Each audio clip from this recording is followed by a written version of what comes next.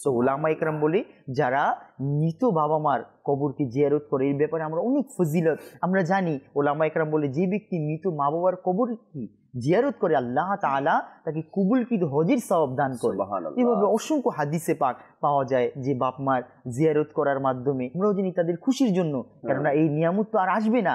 আর আজকে আমাদের মাঝে যারা এই সমস্ত বিষয়, এটা তো যাদের চলে গেছে আজকে তারা বুঝতেছে, কিন্তু যারা আছে তারা আজকে অনেকেই দেখা যায়। জাকির ভাই, আজকে যদি আপনি আমাদের ঢাকার শহরে যদি আমরা দেখি, অনেক আপনার উচ্চ ফ্যামিলি, অনেক শিক্ষিত, কিন্তু মার কদর নেই, সম্মান নেই। জি, আজ গতকাল আমি এক জায়গায় গেলাম, যিনার 4 সন্তান, সবাই কর্মজীবী, কিন্তু মা কান্না করতে যে আমার কোন সন্তান আমাকে দেখে না। আবার অনেকেও তো যারা দেখে, আবার অনেকে মনে করে যে হয়তো কিছু দেওয়ার পরে, ধরেন মাসে কিছু টাকা দিল, একটা কাপড় কিনে দিল, মনে হয় যে না আমরা অনেক কিছু করছি না।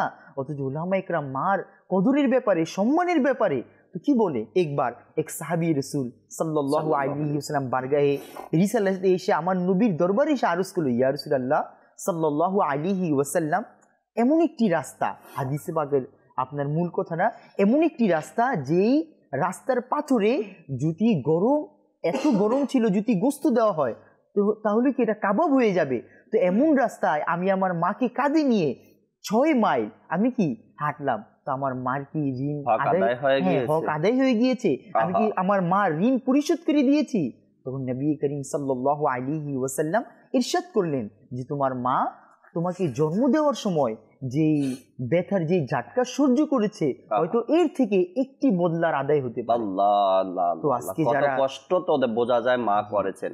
আল্লাহু আকবার। আজকে যারা আমরা মুক্তাসার কিছু আপনার টাকা দিয়ে, একটু সাবানি দিয়ে, মাস শেষে একটু কিছু দিয়ে আমরা মনে করি আমরা কত কিছু করব, হ্যাঁ আমরা অনেক কিছু করতেছি, আমি তো সব কিছু করতেছি। আরে আজকে আমাদের সমাজে এমনও লোক আছে যারা অনেক সময় 2 ভাই কয় সে দেখবে আমি কেন দেখবো, সে দেখবে আমি কেন, এইভাবে মা বাবাকে নিয়ে অলসতা করে, অবহেলা করে।